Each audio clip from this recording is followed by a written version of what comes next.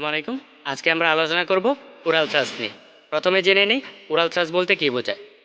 Candida অ্যালবিক্যানস নামক ছত্রাক দ্বারা ওরাল মিউকিসার ইনফেকশন হলে তাকে ওরাল ক্যান্ডিডিয়াস বা ওরাল থ্রাশ নামে অভিহিত করা হয়।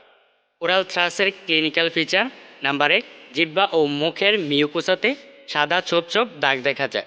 নাম্বার 2, দাগগুলো আকারে বড় হতে থাকে এবং একত্রিত হয়ে পর্দা সৃষ্টি করে, যেগুলো সহজেই তুলে ফেলা যায়। নাম্বার 3, চারপাশে সামান্য ইনফ্লামেশন হতে পারে। নাম্বার 4, মারাত্মক ইনফেকশন হলে ফেরিনক্স ও ইসোফ্যাগাসেস আক্রান্ত হতে পারে, ফলে ঢোক গিলতে ব্যথা অনুভূত হয়। ওরাল থ্রাশের চিকিৎসা বা ব্যবস্থাপনা। সাধারণ ব্যবস্থাপনা।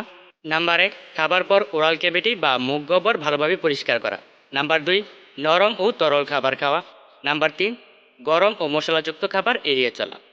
ওষুধ, টপিক্যাল অ্যান্টিফাঙ্গাল বা নাইস্টেড ড্রপ ওরাল সলিউশন আকারে পাওয়া যায় বাজারে।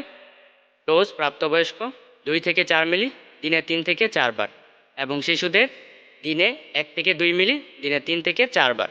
সিস্টেমিক অ্যান্টিফাঙ্গাল বা মারাত্মক অবস্থা ও বারবার হলে ফ্লুকোনাজল বাজারে বিভিন্ন ব্র্যান্ডের বিভিন্ন নামে পাওয়া যায়, যেমন স্কোয়ার কোম্পানি, ফ্লুগার। ডোজ প্রাপ্তবয়স্কদের সাধারণত দৈনিক 50 মিলিগ্রাম হিসেবে 7 থেকে 14 দিন, এবং 1 বছরের ওপরে শিশুদের প্রতিদিন 1 থেকে 2 মিলিগ্রাম কেজি হিসেবে।